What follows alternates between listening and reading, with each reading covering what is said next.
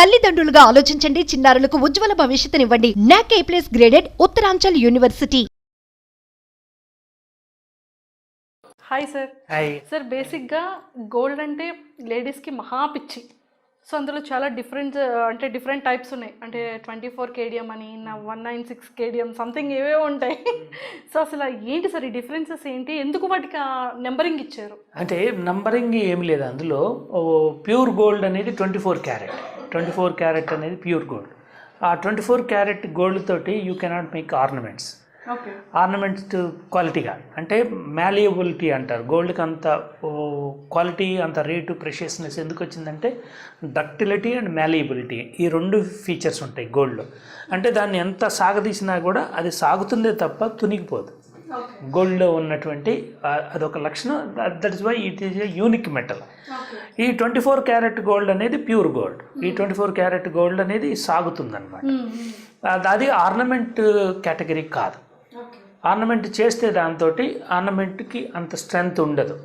కాబట్టి ఏం చేస్తారంటే గోల్డ్తో పాటు కాపర్ కానీ, లెడ్, సీసం కానీ, కాపరు, లెడ్ ఈ రెండింటితో కలిపితే ఆర్నమెంట్ డిఫరెంట్ షేప్స్ వస్తాయి దాంట్లో. ఎట్ ది సేమ్ టైం ఆ ఆర్నమెంట్కి స్ట్రెంగ్త్ వస్తుంది.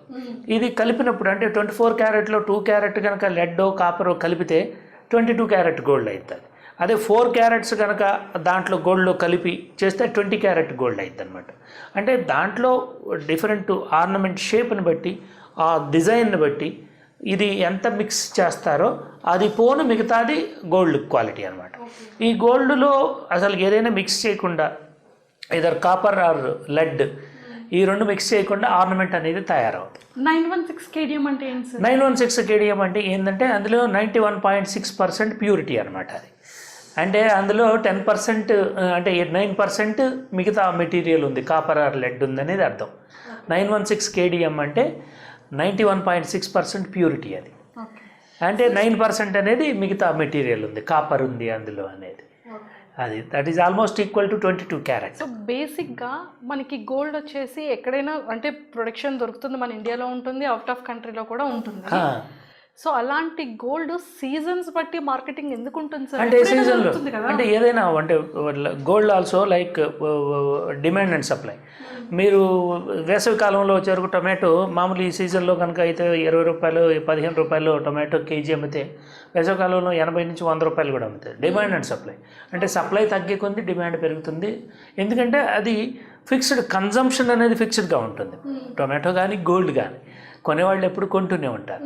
ఆ డిమాండ్ సప్లై అంటే సీజనల్. అంటే సీజనల్ అంటే ఇప్పుడు ఇండియాలో seasons will start from August onwards. Ganapati festival నుంచి దీపావళి దాకా సీజన్ ఫర్ ది గోల్డ్. తర్వాత రెండో సీజన్ ఏంటంటే మార్చి నుంచి బిగిన్ చేసి, అంటే ఫిబ్రవరి కూడా ఉండొచ్చు. ఎందుకంటే కొన్ని సంవత్సరాల్లో ఫిబ్రవరి నుంచి మే నెల ఎండింగ్ దాకా మ్యారేజెస్ సీజన్ ఎక్కువ. బ్రాడ్లీ ఒక్కొక్క స్టేట్లో ఒక్కొక్క డిఫరెంట్గా ఉండొచ్చు సీజన్. ఈ 3 నెలలు ఆ 3 నెలల్లో గోల్డ్ డిమాండ్ అనేది ఎక్కువగా ఉంటుంది, కన్జంప్షన్. కాబట్టి ఏంటంటే గోల్డ్ కన్జంప్షన్ ఎక్కువగా ఉన్నప్పుడు 2 రకాల కారణాలు ఉంటాయి, 2 రకాల మార్పులు జరుగుతాయి. డిమాండ్ ఎక్కువగా ఉంటుంది కాబట్టి సప్లై కనుక తక్కువ అయితే గోల్డ్ రేట్ పెరుగుతుంది. At the same time demand ఎక్కువగా ఉంది, అందరు కొంటున్నారు కాబట్టి వాళ్ళు కూడా బులియన్ ట్రేడర్స్ వాళ్ళందరూ they tend to reduce the price also to further Boost the sales. కాబట్టి ఈ 2 రకాల కారణాలు ఉండొచ్చు. అంటే దాన్ని ఇండియాలో ఉన్నటువంటి గోల్డ్ ప్రైస్ ఏంటంటే it is linked to international prices.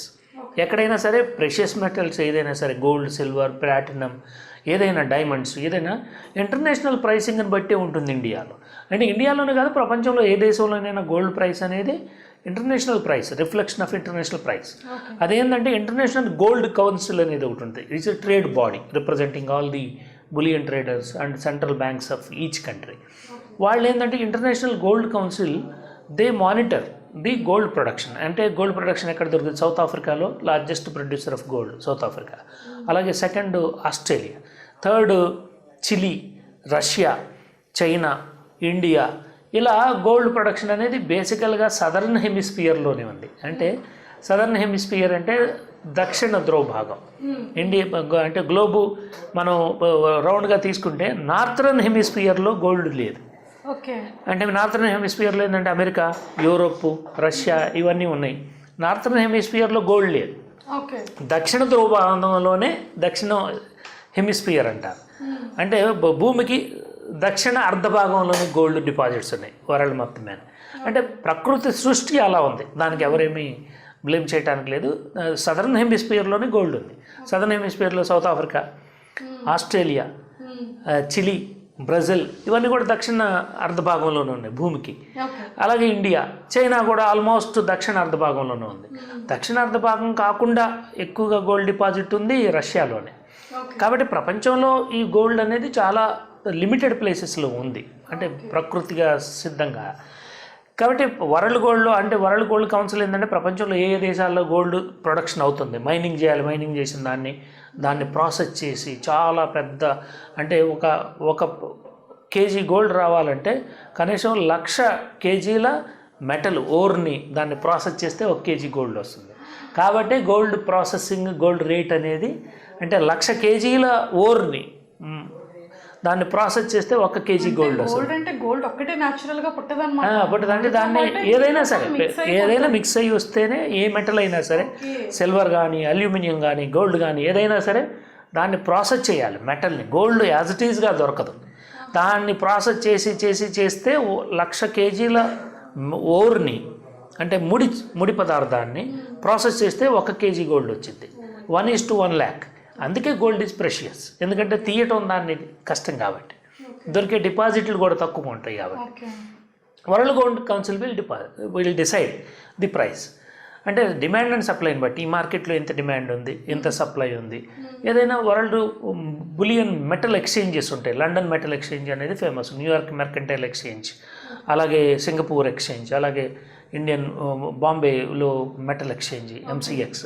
ఇట్లా వీళ్ళంతా డిమాండ్ అండ్ సప్లైని బట్టి గోల్డ్ ప్రైసెస్ అనేది వేరే ఉంటుంది. అంతర్జాతీయంగా ఒకటే కొలమానం ఏంటంటే ట్రాయ్ ఔన్స్ అంటారు. ఒక ట్రాయ్ ఔన్స్ ధరల్లో ఉంటుంది. మామూలుగా మీరు ముడి చమురు కనుక అయితే ఒక బ్యారెల్ ఆఫ్ పెట్రోల్ అంటారు, బ్యారెల్ ఆఫ్ ఆయిల్ ముడి చమురు. అలాగే మీరు వెండి అయితే 1 కేజీ ఆఫ్ వెండి. అలాగే గోల్డ్కి స్టాండర్డ్ ఏంటంటే ఒక ట్రాయ్ ఔన్స్. ఒక ఔన్స్ అనేది 32.4 గ్రామ్స్. అంటే 32.4 గ్రామ్స్ అంటే 4 తులాలు. ఇండియాలో చూస్తే 4 తులాల బంగారంతో సమానం. 12 grams ఈక్వల్ టు 1 తులా అంటారు. కాదు, 12 గ్రామ్స్ అనేది 1 తులా అంటారు, 8 గ్రామ్సే తులా ఎక్కడైనా సరే. అదర్వైజ్ కమర్షియల్ టర్మ్స్లో 10 గ్రామ్స్ అనేది ఒక కొలమానం ఉంటుంది. 10 గ్రామ్స్ గోల్డే లెక్క ఇండియాకు వచ్చే వరకు. అదే వెస్ట్రన్ కంట్రీస్లో వచ్చే వరకు ఒక ఔన్స్ అంటారు. ఒక ఔన్స్ బంగారం 31.4 గ్రామ్స్ అనేది ఒక ఔన్స్, ట్రాయ్ ఔన్స్, అది కొలమానం అక్కడ. బట్ 12 గ్రామ్స్ అనేది ఉండదు జనరల్గా. ఎందుకంటే బులియన్ మర్చెంట్స్ అందరూ అనేది 10 గ్రామ్స్ గోల్డే. 10 గ్రామ్స్ కొలమానంతో అమ్ముతారు. మీకు 100 గ్రాములు కావాలి, 150 గ్రాములు కావాలి, 10 గ్రామ్స్ రేట్ అనేది అప్లికబుల్ అవుతుంది అందులో. అంటే బేసిక్గా ఇప్పుడు కాపర్ కానీ లేదు అంటే సిల్వర్ కానీ ఇవి కూడా రాగి కానీ ఇవన్నీ కూడా ఒక పదార్థాలే కదా, మెటలే, అవి కూడా మెటల్స్. సో వాటితో కంపారిజన్ చేస్తే గోల్డ్ ఒక్కటే ఆర్నమెంట్స్ చేస్తారు కానీ వీటితో ఆర్నమెంట్స్ చేయరు, ఎందుకు? అంటే దాని ప్రెషియస్నెస్ మొదటి నుంచి కూడా గోల్డ్ అనేది, గోల్డ్ డక్టైలిటీ అండ్ మ్యాలిబిలిటీ. అదే మీరు రాగిని కనుక సాగదీస్తే తురిగిపోతుంది అది. మీరు సిల్వర్ను కూడా బియాండ్ ఏ లిమిట్ మీరు చేయలేరు, సిల్వర్ ఆర్నమెంట్స్ కూడా. ఇంకోటి సిల్వర్ ఆర్నమెంట్కి ఏమవుతుందంటే అది కార్బన్ ఫామ్ అవుతుంది తర్వాత లాంగివిటీలో. మీరు గోల్డ్ 100 సంవత్సరాల గోల్డ్ ఆర్నమెంట్కి కూడా అది దాంట్లో కలుపుకోదు ఏ పదార్థాన్ని.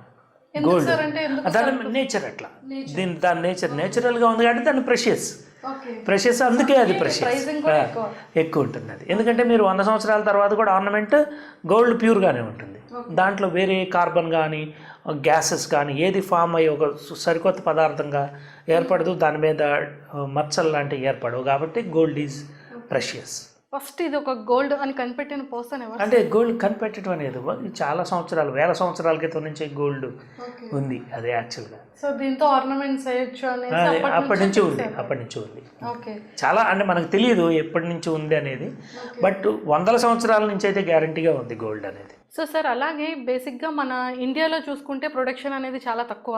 అంటే మన దగ్గర ప్రొడక్షన్ లేదు, డిమాండ్ ఎక్కువ. ఇక్కడ ఇండియాలో జనరల్గా ఆర్నమెంట్ ఇండస్ట్రీ డిమాండ్ అంటే గోల్డ్ లేదు, డిపాజిట్స్ లేవు. అది పుట్టడానికి అదే డిపాజిట్ లేవు అక్కడ, డిపాజిట్స్ లేవు కాబట్టి మనకు డిమాండ్ మొత్తాన్ని కూడా ఇంపోర్ట్ చేసుకుంటాం. ఎక్కడైనా రేటు రేటు ఇంటర్నేషనల్ ప్రైస్ ఇంతకుముందు మనం చర్చించినట్టు చెప్పుకున్నట్టు అది ట్రాయ్ ఔన్స్ రూపంలోనే ఉంటుంది. దానికి ఏంటంటే ట్యాక్సెస్ ఉంటాయి. ఇక్కడ ఇండియాలో ఏంటంటే 10% ఇంపోర్ట్ డ్యూటీ ఉంది, తర్వాత 2.5% దాని మీద ఇతర సుంకాలు కూడా ఉన్నాయి, అంటే 12.5% ఎక్కువ. మీరు అంటే దుబాయ్లో కనుక చూసుకుంటే, ఇండియాలో చూసుకుంటే దుబాయ్లో ఒక 15% 20% తక్కువ ఉండటానికి కారణం ఇదే. దుబాయ్లో ట్యాక్సెస్ ఉండవు, ఇండియాలో ఇంపోర్ట్ అయ్యే గోల్డ్ మొత్తానికి ట్యాక్సెస్ ఉంటాయి 12.5%. కాబట్టి ఇప్పుడు జిఎస్టీ కూడా కొత్తగా యాడ్ అయింది కాబట్టి కొంత రేట్ ఎక్కువగా అనిపిస్తుంది మీకు. 5% జిఎస్టీ కూడా యాడ్ అవుతుంది కాబట్టి ఇప్పుడు ఆర్నమెంట్స్ మీద, అందుకని మీకు రేటు ఎక్కువగా ఉంటుంది. అదే డిఫరెన్స్ తప్ప అంతర్జాతీయంగా గోల్డ్ ప్రైస్లన్నీ కూడా ఒకటే. రంగురాళ్ళు ఇవన్నీ అనేది కొండలు తవ్వడంలోనో లేకపోతే కొండల్లోనో వస్తాయి నేచర్గా. సో ఇప్పుడు గోల్డ్ అనేది అంటే ఎలా వస్తుంది? సేమ్ కొండలోనేనా? కొండలో భూగర్భంలో ఉంటుంది, అది మొత్తం భూగర్భంలో ఉంటుంది డిపాజిట్స్. అవి ఎంత లోతున ఉంటాయి అనేది చెప్పలేము. ఎందుకంటే గోల్డ్ డిపాజిట్స్ కనుక్కోవడానికి ఇప్పుడు కొత్త టెక్నాలజీ ఉంటుంది. కొత్త టెక్నాలజీ తోటి ఇప్పుడు డిపాజిట్స్ ఎక్కడ ఉన్నాయి, అవి కమర్షియల్గా వైబుల్గా కాదా అంటే మనకి అంటే ఇంత ఓర్ని తీస్తే ఇంత గోల్డ్ వస్తుందని ఒక రేషియో ఉంటుంది. అంటే ఇప్పుడు మీరు 1 కేజీ గోల్డ్ని తీయటానికి మీకు ఎక్కువ ఖర్చు అయింది, గోల్డ్ రేటు కంటే ఎక్కువ ఖర్చు అయింది అనుకోండి, దాన్ని వదిలేస్తారు తీరు. అంటే దాంట్లో ఉన్న డిపాజిట్ని బట్టి ఉంటుంది అంతా కూడా. అది సో మనకి సీలో కూడా దొరికే అవకాశాలు ఉన్నాయా? తీయలేదు, ఇంతవరకు ఎవరు తీయలేదు. అది గోల్డ్ డిపాజిట్స్ ఉండుండొచ్చు, బట్ కమర్షియల్గా అది ఫిజిబుల్ కాకపోవచ్చు, అందుకని దాన్ని వదిలేసి ఉండదు. సో అందుకని గోల్డ్కి ఇంత మార్కెటింగ్. ఎస్, గోల్డ్కి విలువ ఉండటానికి కారణం దాని ప్రెషియస్నెస్, అవైలబిలిటీ లిమిట్గా ఉండటం వల్ల దీని నుంచి ఉందన్నమాట. కానీ ఇంకొకటి కూడా డౌట్ సార్, ఇప్పుడు బేసిక్గా ఏంటంటే ఫ్యూచర్లో గోల్డ్ కన్నా సిల్వర్ ఎక్కువ వచ్చేస్తుంది, ఇప్పుడు గోల్డ్ అంతా పక్కకి వెళ్ళిపోతుంది. లేదు, అది కరెక్ట్ కాదు, అది కరెక్ట్ కాదంటారు. ఎప్పటికీ గోల్డ్ అనేది ఎవర్ గ్రీన్. గోల్డ్ అనేది రాబోయే 25-30 సంవత్సరాల వరకు అయితే గ్యారంటీగా దాని వాల్యూ అనేది ఉంటుంది. మిగతా మెటల్స్కి లేని ప్రత్యేకతలు దీంట్లో ఉన్నాయి కాబట్టి అది గోల్డ్ అట్లా ఉంటుంది. Thank you so much. ఈ వీడియో కనుక మీకు నచ్చినట్టయితే లైక్ చేయండి, షేర్ చేయండి, కామెంట్ చేయండి, అలాగే సబ్స్క్రైబ్ చేయడం మాత్రం మర్చిపోకండి. Thank you.